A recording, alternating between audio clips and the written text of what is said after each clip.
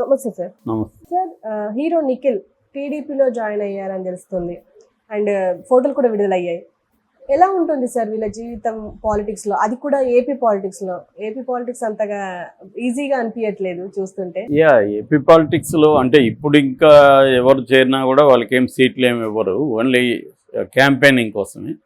ముందు నుంచి కూడా తెలుగుదేశానికి సినిమా ఇండస్ట్రీ ప్రధానంగా తెలుగుదేశం వైపే ఉంది ముందు నుంచి కూడా. ఎందుకంటే ఎన్టీ రామారావు సినిమా రంగం నుంచి వెళ్ళడం, ఆయన కొంతమందిని ఆహ్వానించడం, అలాగా అప్పటి నుంచి చాలామంది ఉన్నారు. దాని తర్వాత వేరే పార్టీలో కూడా కృష్ణరాజు కావచ్చు, అంతకుముందు ప్రభాకర్ రెడ్డి కావచ్చు, కోట శ్రీనివాసరావు కావచ్చు, తర్వాత కృష్ణ రాజీవ్ గాంధీకి అత్యంత సన్నిహితుడు, అందువల్ల కృష్ణ కూడా కంటెస్ట్ చేశాడు, ఆయన క్యాంపెయిన్ చేశారు, అలాగా ఉన్నారు.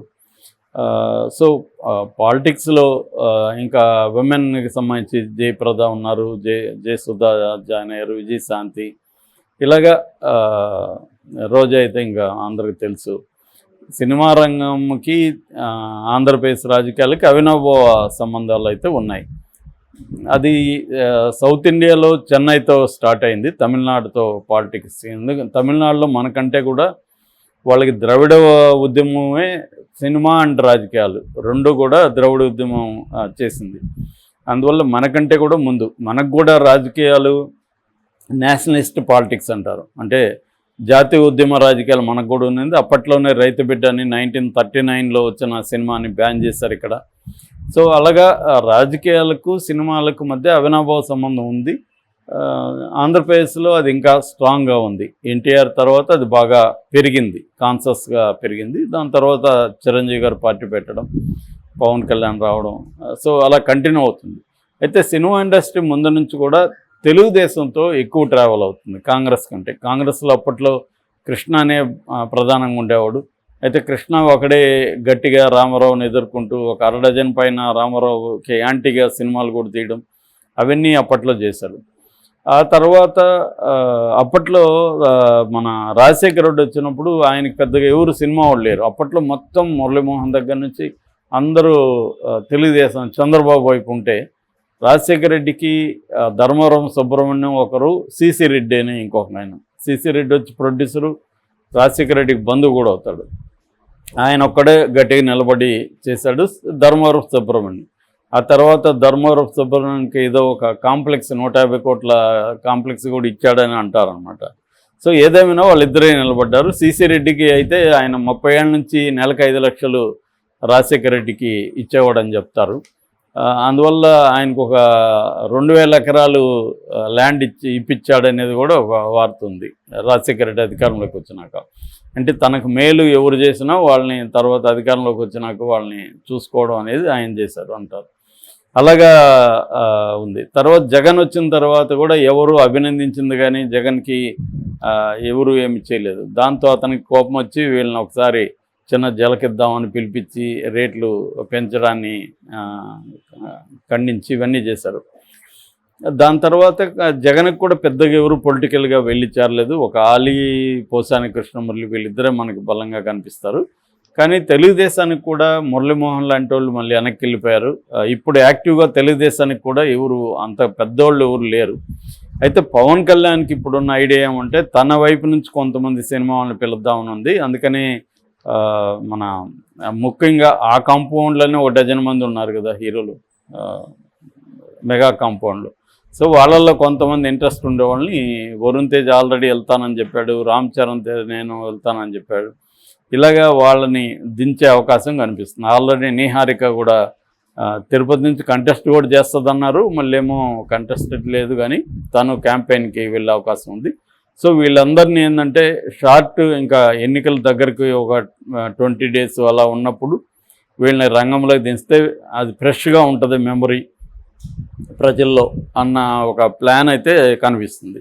సో ఈ కాంటెక్స్ట్లో తెలుగుదేశం నుంచి కూడా కొంతమందిని రంగంలోకి దించాలి. ఆల్రెడీ తెలుగుదేశానికి సంబంధించి కూడా నారా రోహిత్ ఎట్లాగో వాళ్ళ మనిషి, చంద్రబాబు నాయుడు తమ్ముడు కొడుకు, రామ్మూర్తి నాయుడు కొడుకు. సో అతను వెళ్ళే అవకాశం ఉంది. ఇంకొంతమంది తెలుగుదేశం నుంచి కూడా రంగంలోకి దిగే అవకాశం ఉంది. నిజానికి కూటమికే స్టార్ క్యాంపెయినర్స్ ఎక్కువ ఉన్నారు. పవన్ కళ్యాణ్ కావచ్చు, తర్వాత సినిమా వాళ్ళు అనేక మంది వచ్చే అవకాశం ఉంది. అనసూయ కూడా మన స్టేట్మెంట్ ఇచ్చింది, పవన్ కళ్యాణ్ పిలిస్తే వెళ్తానని. మళ్ళీ నేను పవన్ కళ్యాణే కాదు, ఎవరు పిలిచిన రోజా పిలిస్తే కూడా వెళ్తానని మళ్ళీ మార్చింది. ఏదేమైనా ఆమెని మరి అదే ఫస్ట్ కమ్ ఫస్ట్ సర్వ్ లాగా ఎవరు ఫస్ట్ నన్ను అప్రోచ్ అయితే వాళ్ళకి వెళ్తాననిందా, లేకపోతే రెమ్యునరేషన్ ఎవరికి ఇస్తే వాళ్ళకి వెళ్తానని తెలియదు. మొత్తానికి ఓపెన్ ఆఫర్ అయితే ప్రకటించింది ఆమె తెలివిగా. ఒక పార్టీ అయితే అక్కడే కన్ఫైన్ అవ్వాలి కదా, ఓపెన్ ఆఫర్ అయితే బెటర్ అన్నట్టుగా ఆమె తెలివిగా ప్రకటించింది.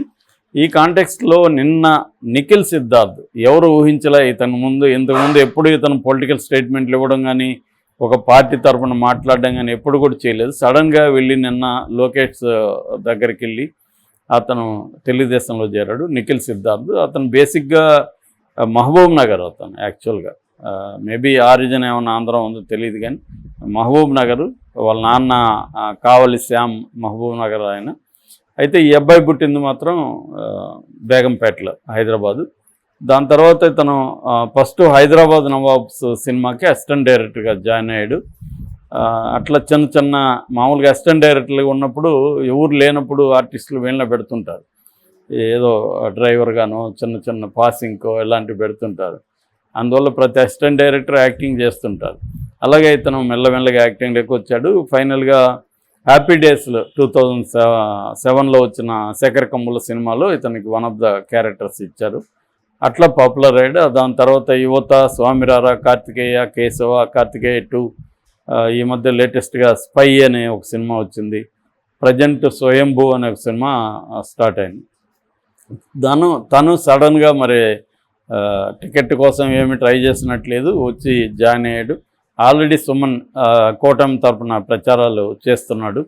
సో ఇతను కూడా ప్రచారానికి వెళ్ళే అవకాశం ఉంది. రాష్ట్ర వ్యాప్తంగా తిరుగుతానని చెప్తున్నాడు. సో ఆ రకంగా తెలుగుదేశానికి కొంత ఇది హెల్ప్ అయ్యే అవకాశం అయితే ఉంది. ఈ అబ్బాయికి పెద్ద ఫ్యాన్ ఫాలోయింగ్ ఉందని నేను అనుకోను, ఎందుకంటే చాలామందికి తెలియదు. టక్కని నిఖిల్ ఎవడంటే టక్కని చెప్పలేరు, ఎందుకంటే అంత పాపులర్ కాదు. సినిమాలు ఆడుండొచ్చు కానీ ఇతను వ్యక్తిగా అంత పాపులర్, ఎక్కడ కాంట్రవర్సీలు కానీ ఏమి లేదు ఈ అబ్బాయికి. ఆ రకంగా పెద్ద పాపులర్ కాదు, కానీ అసలే లేకుండా కంటే కొంత మంచిదని. అంటే యాక్చువల్గా అయితే అంతకుముందు తారక రాముని బాగా యుద్ధం అనుకున్నారు. ఆయన యాక్చువల్గా డైరెక్ట్గా రాజకీయాల్లో కూడా కంటెస్ట్ చేయాలని కూడా అనుకున్నాడు ఎంపీగా. ఆ తర్వాత వాళ్ళ వైఫ్ అఖిల ఆమెను రంగంలోకి దించుతామంటున్నారు కానీ ఆమె ఇంట్రెస్ట్ చూపించలేదని చెప్తున్నారు. ఏదేమైనా కొంత మెల్లమెల్లగా మనకి సినిమా వాళ్ళ హడావిడి కూడా అక్కడ జరిగే అవకాశం ఉంది. ఆలీ ఇంకా తేల్చుకోలేకపోతున్నాడు. ఆలీకి సీటీ లేదు కాబట్టి మరి ఆలీ వైసీపీలోనే ఉంటాడా, తెలుగుదేశం మన జనసేనలో జాయిన్ అవుతాడో తెలీదు. సో ఆల్రెడీ ఇంకా రోజా ఉంది. ఈ మధ్య ఒక వార్త కూడా వచ్చింది, అనుష్క కూడా రంగంలోకి వస్తుందని. కానీ ఆల్రెడీ అందరిది ఒక సీట్లంతా అనౌన్స్ అయిపోయినాయి. ఒక పవన్ కళ్యాణే ఒక ఇద్దరిని అనౌన్స్ చేయాలి. సో కాబట్టి ఆమె రంగంలోకి వచ్చే అవకాశం లేదు. కాకపోతే ప్రచారానికి ఏమన్నా వస్తుందా అనేది చూడాలి. అట్లాగే ప్రభాస్ వాళ్ళ పెద్దమ్మకి సీట్ ఇస్తారు, ఆమె కూడా వస్తుంది అనేది ఒక పుకారు వచ్చింది, శ్యామలాదేవి. ఆమె కానీ వస్తే ప్రభాస్ కూడా వస్తాడని, కానీ అది కూడా ఏం జరగలేదు. ఇంకొక పక్క మహేష్ కూడా ప్రచారాలకు వస్తాడని ఒక ఇది ఉంది. కానీ క్లియర్గా వైసీపీకి మాత్రం ఎవరు లేదని తెలిసిపోయింది. అందుకని జగన్ నా స్టార్ క్యాంపెయినర్లు మీరే అని లబ్ధిదారులను ఉద్దేశించి అనేక సార్లు చెబుతున్నాడు. ఆ క్రమంలోనే మన గీతాంజలి పాపం ఆమె అమాయకంగా బలైపోయింది. సో ఏదేమైనా నిఖిల్ సిద్ధార్థ్ వల్ల ఎంత ఉపయోగం ఉంటుంది అనేది మనం చూడాలి.